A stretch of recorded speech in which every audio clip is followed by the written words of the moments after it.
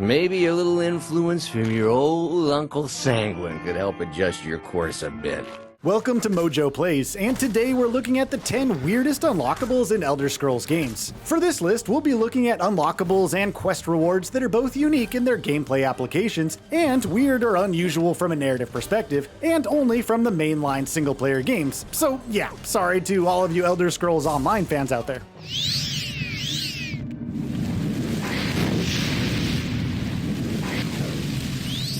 Before we begin, we publish new content all week long, so be sure to subscribe and ring the bell to get notified about our latest videos.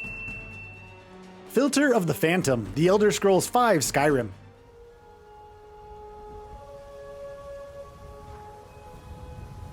If you've come across Shroudhearth Barrow near Iverstead in The Elder Scrolls V Skyrim, you've most likely encountered the Lifting the Shroud side quest. This quest sees you clearing out the titular crypt of the ghost, which we use in quotes, of Wendelius Gatherion. That's actually just a squatter who's alive and well and has taken residence. When you complete the quest, not only do you get some loot and a new word of power, but also a unique potion called the Philter of the Phantom. This little concoction does absolutely nothing but give your Dragonborn a transparent blue spectral appearance. While, yeah, sorta useless, it is a fun way to add to immersion and roleplay certain builds.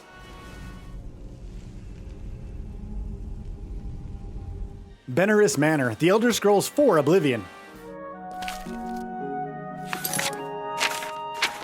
Upon first entering the city of Anvil in The Elder Scrolls IV Oblivion, the hero of Kvatch will most likely come across an unassuming house on the outskirts of town. You can buy it from Velwyn Benaris at the Count's Arms pub for 5,000 septims, which also starts you off on the Where Spirits Have Leased side quest. When you spend your first night in the spooky house, you'll be attacked by ghosts and have to fight your way down to the basement.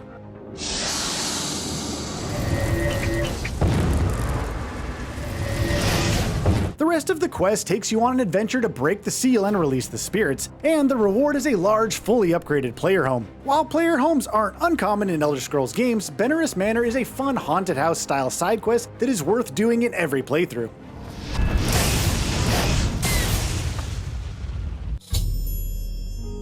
Horksbane, The Elder Scrolls V Skyrim.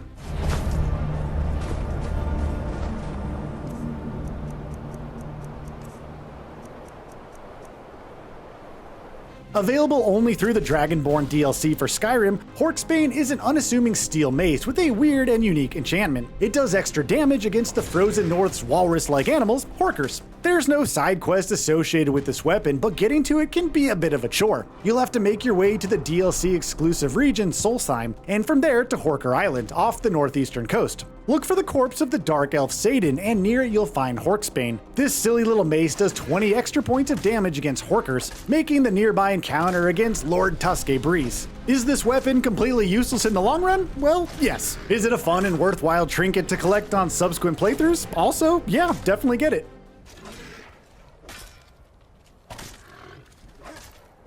Staff of Hazadoki, The Elder Scrolls III Morrowind, and The Elder Scrolls V Skyrim. The Staff of Hazadoki is an awesome staff that has both offensive and defensive capabilities, available through Skyrim's Anniversary Edition Creation Club content and via a side quest in The Elder Scrolls III Morrowind.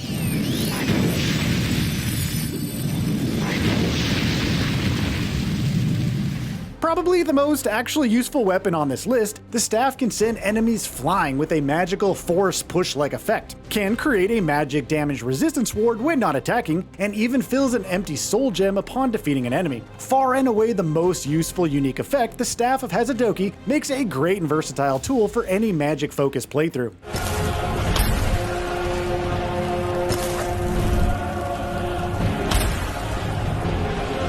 Sanguine Rose, Various. Come on now. There's no need to get violent. Available in almost every mainline Elder Scrolls games, Daedric Prince Sanguine's Rose Staff is the physical encapsulation of the deity's hedonistic tendencies. In Skyrim, you'll go on a rollicking, drunken adventure around the countryside before finally being rewarded with the unique weapon. My pleasure. But I think it's time for you to go. No fun keeping you locked up in here with the staff. Sanguine Rose takes on the appearance of, well, I mean, you probably guessed it, a rose, and summons a Daedric being to fight for you for a limited time. Good for distracting enemies while you wail away at them. While it's certainly not the most useful item, it's definitely one of the most unique looking.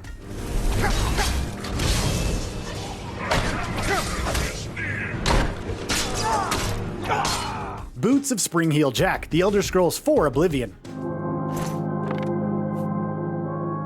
I have the boots. Now to get back to the Grey Fox in Ganradul's house in Chadenhall. The focus of the ultimate heist part of the Thieves Guild questline, the Boots of Springheel Jack are a unique set of stompers that grant the wearer plus 50 in acrobatics. I need the Boots of Springheel Jack. He is a famous thief that died some 300 years ago. Legend has it that he was buried with his boots on. Additionally, if your health or acrobatics stat is high enough, you can survive the long fall portion of this quest, instead of having them get destroyed in the fire. You can keep the boots for as long as you'd like, provided you don't give them to the Grey Fox at the end of the quest. Its best use, however, is walking and leaping across bodies of water, making traversal a breeze. I assume you found Springheel Jack's tomb. Do you have the boots? Capital. This may be the last piece of the puzzle. Goblin Totem Staff, The Elder Scrolls IV Oblivion, and The Elder Scrolls V Skyrim. One of our personal favorite weird items, the Goblin Totem Staff, shows up in both Oblivion and Skyrim's Anniversary Edition upgrade. In Oblivion, these are typically held by goblin shamans scattered throughout Cyrodiil, and in Skyrim through the Creation Club quest, Blue in the Face, found in Riften. This quest also rewards with a goblin followers named Gog. In either game, the staff is presented as a regular old stick with a severed goblin head adorned in the end, and does shock damage based on the player's level, making it a powerful and immersive weapon for shaman or mage playthroughs. Extra Comfy Pillow, The Elder Scrolls III Morrowind. Another weird, fun, and useless item, the Extra Comfy Pillow in Morrowind, is available after progressing through a chunk of the Fighters Guild questline. During the quest where you must kill rats and draw Rain Thalos' house, you'll notice an abundant amount of pillows. Continue the quest until you arrive at the other side of the island to get the Extra Comfy Pillow as a reward upon completion. This unique miscellaneous item does absolutely nothing but changes the in-game text when you sleep to "Your sleep is very restful on your Extra Comfy Pillow." That's pretty nice. In subsequent games, feeling well rested means you've slept longer and increases the amount of experience gained for your skills. Could this goofy little side Easter egg have been the precursor to this mechanic? Well, let's sleep on it.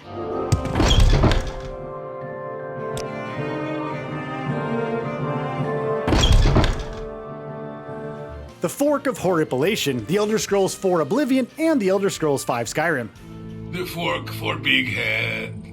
Oh, where has Master put the fork? One of the artifacts associated with the Daedric Prince of Madness, Sheogorath, more on him in a bit. The Fork of Horripilation, also known as Forky, because why not, appears in Morrowind, Oblivion's Shivering Isles DLC, and Skyrim's Creation Club. In each game, the fork is relatively useless and usually tied to a bigger quest reward. These quests all have something to do with Sheogorath, whether it's unlocking the Staff of Sheogorath in Skyrim or the skill rewards in Shivering Isles. Regardless, it's still a fun and unique one-handed weapon that is hilarious to use to kill your enemies.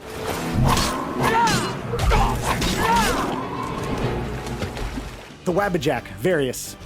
Hello! Who's there?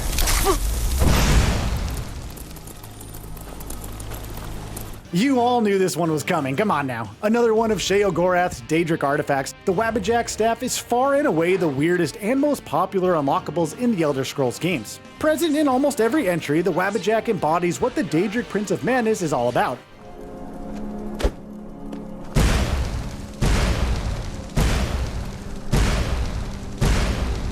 When used in combat, the effect it produces is entirely random, ranging from transforming an enemy into a mudcrab to instantly killing them, or even replacing them with, well, hang on, let me check my notes here.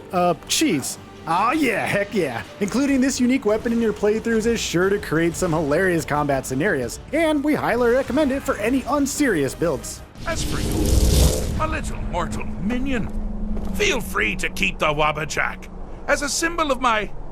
just take the damn thing. What's the weirdest unlockable you've come across in the Elder Scrolls games? Let us know in the comments below. I knew there was a curse on that place, which is why I sold it to you so cheap. I suppose I should have warned you, but I had to get out of Anvil. Check out these other great clips from MojoPlays, and be sure to subscribe and ring the bell to get notified about our latest videos.